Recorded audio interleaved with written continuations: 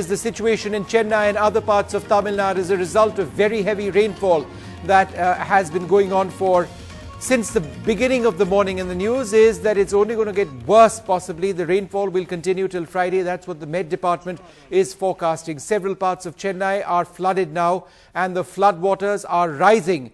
The pace, the speed of the water, the current in the water, I should say, in many parts of Chennai is also a major concern at this stage. It's a dark, dark night in Chennai, more so because there is no electricity in several places. Electricity supply has been cut because of the fear, because of the worry of electrocution. All flights have been stopped at Chennai airport. The armed forces have been deployed and the process of rescues is well underway. We are bringing you these night images. All right, joining us now on the line is the airport director, Mr. Deepak Shastri. Sir, is the airport open for operations? No.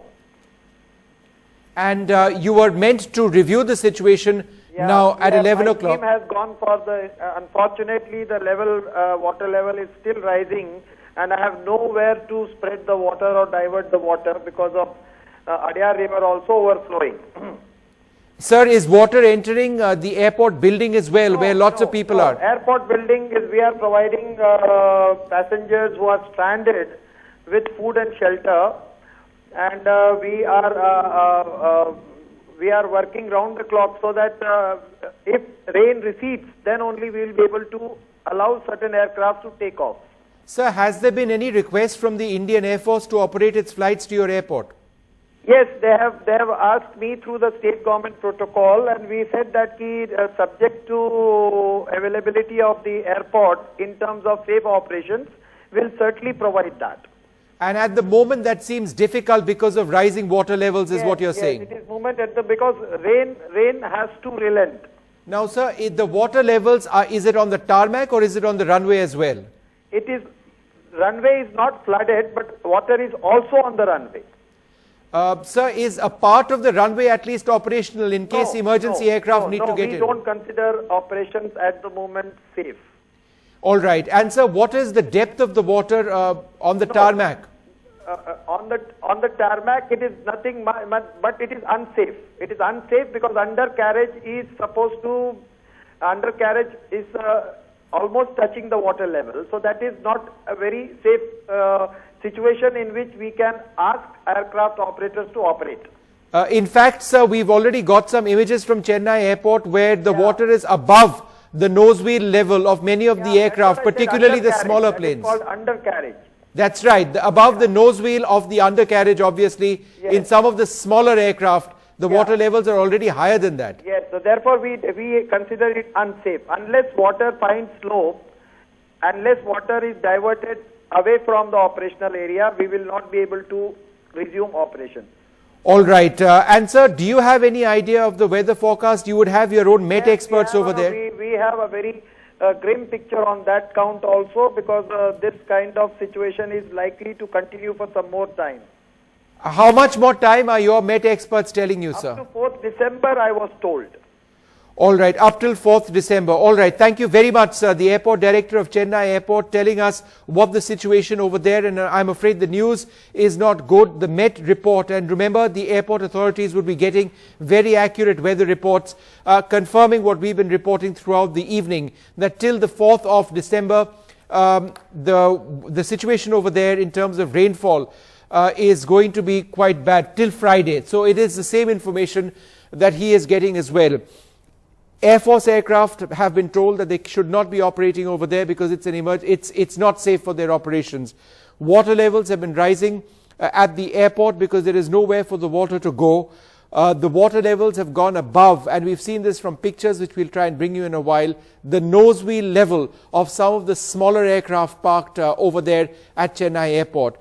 Fortunately, there is no flooding at the airport itself, and the airport authorities are trying to ensure that the few hundred people who are at the airport are relatively safe. Well, joining us now on the phone line is the chairman of the Chennai Corporation. Sir, thank you very much for speaking to us. What is the latest situation in Chennai? We have had unprecedented rains. Even now it's raining in Chennai since morning, and I think we may be surpassing all records in terms of the per day rainfall. But the good news is that most of the arterial roads are functioning. I'm right now traveling on our main arterial road, which is called the Mount Road or Anna Saleh, and it's clean as a whistle. So most of the infrastructure is intact. Streetlights are burning all over. Yes, some low-lying areas abutting the Adyar River are submerged because of huge amount of water being released from the Chembrambakam reservoir. So we've evacuated those people. And but otherwise, I think we